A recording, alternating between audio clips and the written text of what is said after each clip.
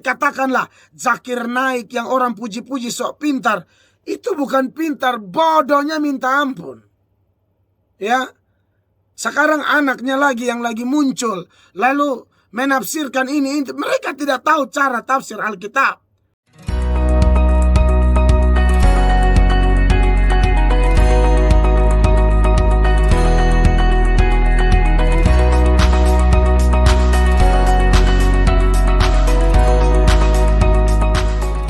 Lagi ke pertanyaan yang kedua. Silakan. Ini dari Bapak Tinus Kahohinga di Sigomana. Selamat pagi, Pak. Shalom Pak Tinus. Ini bertanya, agama seberang bertanya kepada Pak Tinus mengenai firman Tuhan dalam Yohanes 3:13. Apakah ayat ini tidak kontradiksi dengan kenaikan Henok dan Elia ke sorga dalam Kejadian 5:24, Ibrani 11 ayat 5, 2 Raja-Raja 2 ayat 11. Yohanes pasal berapa Pak? Yohanes 3:13. Tolong dibacakan dulu. Yohanes 3:13, tidak ada seorang pun yang telah naik ke sorga selain daripada Dia yang telah turun dari sorga, yaitu Anak Manusia. Oh ya. Baik, jadi kesannya bertentangan dengan peristiwa. Bilang tidak ada yang naik, tidak ada yang turun. Tapi faktanya Henok naik ke sorga, Elia naik ke sorga. Nah, menyangkut Yohanes 3:13. Yohanes 3 ayat 13 ini, memang ada yang menafsirkan bahwa ayat 13 ini sebagai sesuatu yang bersifat figuratif atau kiasan. Jadi naik ke sorga diartikan hubungan atau persekutuan yang dekat dengan Allah. Tetapi saya tidak setuju dengan pandangan ini, saudara-saudara, ya. Karena sebenarnya ayat ini harus diartikan hurufiah, bukan diartikan kiasan, ya. Lalu yang berikut, kata-kata tidak seorang pun yang telah naik ke sorga itu artinya apa? Artinya ini, bahwa tidak ada orang yang naik ke sorga lalu kembali ke dunia untuk mengajarkan hal-hal sorgawi yang ada di ayat sebelumnya itu, yaitu di ayat 12. Itu tidak ada orang yang melakukan itu, ya. Henok naik ke sorga, tapi tidak ada tuh Henok naik ke sorga lalu turun kembali dan mengajar. Elia naik ke sorga, tidak ada tuh dia naik turun kembali dan mengajar. Itu pengertian tidak ada orang yang naik ke sorga yang dimaksud di situ, ya. Jadi Henok dan Elia itu, ya, tidak juga masuk di dalam pengertian itu, begitu, ya. Nah, yang berikut lagi, Yesus tinggal di sorga dan lalu turun ke dunia. Karena itu ia adalah satu-satunya yang bisa mengajarkan hal-hal sorgawi. Kalau Henok dan Elia kan tidak tinggal di sorga. Sebelumnya mereka hanya dari tanah. Mereka itu diciptakan oleh Tuhan. Mereka bukan pencipta. Nah, jadi dari semua ini jelas bahwa tidak ada yang berkontradiksi di sana. Karena pengertiannya seperti itu. Tidak ada orang yang naik ke sorga lalu turun kembali lalu ajar hal-hal sorgawi. Lihat konteksnya bukan hanya ayat 13, ya. Tapi ayat 12 itu ada hal-hal sorgawi yang diajarkan di sana. Dan kemudian dikaitkan dengan ayat 13, maka pengertiannya menjadi seperti itu, ya. Kalau ayat 12 kan dikatakan, kamu tidak percaya waktu aku berkata-kata dengan kamu tentang hal duniawi. Bagaimana kamu akan percaya kalau aku berkata-kata dengan kamu tentang hal-hal sorgawi? Lalu masuklah ayat 13. Tidak ada seorang pun yang telah naik ke sorga selain daripada Dia yang telah turun dari sorga, yaitu Anak Manusia. Dalam kaitannya dengan ayat 12 tadi. Nah, itu Henok dan Elia tidak melakukan itu. Maka tidak ada kontradiksi di situ, ya. Ini Om siapa yang tanya? Bapak Tinus di Bapak Tinus, pertanyaannya bagus. Jadi itu orang seberang yang Pak Tinus tanya, atau agama seberang, kasih tahu dia begitu. Tidak ada yang kontradiksi.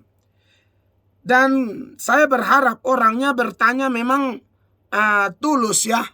Dia tanya tulus, karena banyak orang ini di luar Kristen yang paksa diri tafsir Alkitab menurut cara tafsir mereka.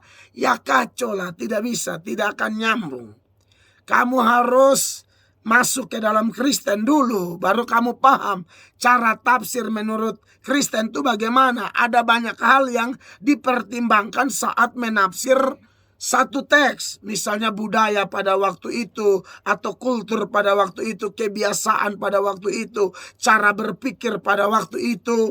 Lalu kita harus lihat konteks sebelumnya, konteks sudahnya. Kita harus lihat keseluruhan teks. Kita juga harus melihat referensi-referensi, data-data pembanding. Jadi bukan perkara mudah orang menafsirkan Alkitab. Tapi memang orang-orang seperti katakanlah Zakir Naik yang orang puji-puji sok pintar. Itu bukan pintar, bodohnya minta ampun. Ya, sekarang anaknya lagi yang lagi muncul, lalu menafsirkan ini. Mereka tidak tahu cara tafsir Alkitab. Saya contohkan saja ya. Zakir Naik pernah bilang begini, ya. Yesus itu, dan dia kutip Alkitab loh. Ini memang bagus pertanyaan Om Tinus ini. Saya sekaligus kembangkan saja bahwa memang faktanya ada orang-orang seperti ini. Mereka juga tahu ayat Alkitab, lalu mereka mulai cari-cari kesalahan Kristen. Tak usah omong yang orang yang Om Tinus hadapi. Orang yang diakui seperti Zakir Naik yang katanya paling pintar sampai hafal ayat Alkitab. Itu aja tafsirnya tafsir sembarangan seperti cara setan menafsir.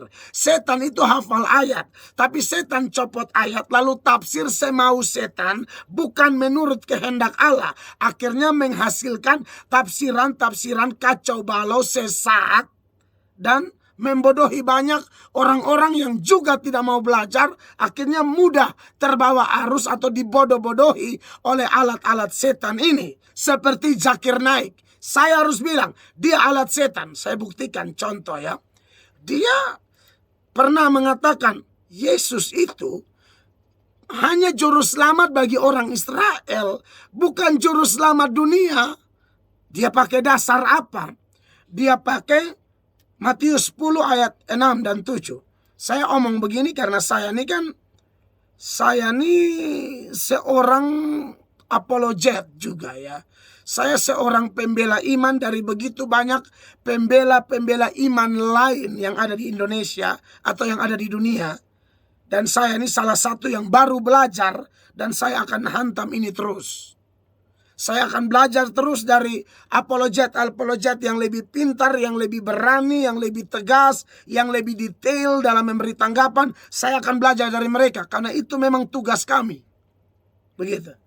Nah, si Zakir Naik ini, contoh ya Pak Tinus ya, dia bilang begini, Yesus itu bukan juru selamat semua manusia. Yesus hanya juru selamat orang Israel. Buktinya apa? Buktinya waktu dia utus 12 murid di Matius pasal 10, mulai ayat 5 dan 6 lah. Dia bilang begini, ke-12 murid itu diutus oleh Yesus. Dan ia berpesan kepada mereka, janganlah kamu menyimpang ke jalan bangsa lain atau masuk ke dalam kota orang Samaria. Melainkan pergilah kepada domba-domba yang hilang dari umat Israel. Nah, ini salah satu data yang dia pakai. Kalau memang Yesus itu juru selamat semua manusia, kenapa dia larang murid-muridnya untuk memberitakan Injil di bangsa lain, di kota lain, di kota Samaria? Kenapa hanya fokus kepada Israel?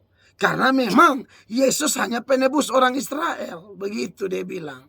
Nah, ini contohlah orang-orang yang dunia bilang, waduh dia pintar. Padahal kalau Anda yang mau belajar sungguh-sungguh, tidak perlu Anda jadi pendeta. Anda cukup jemaat saja.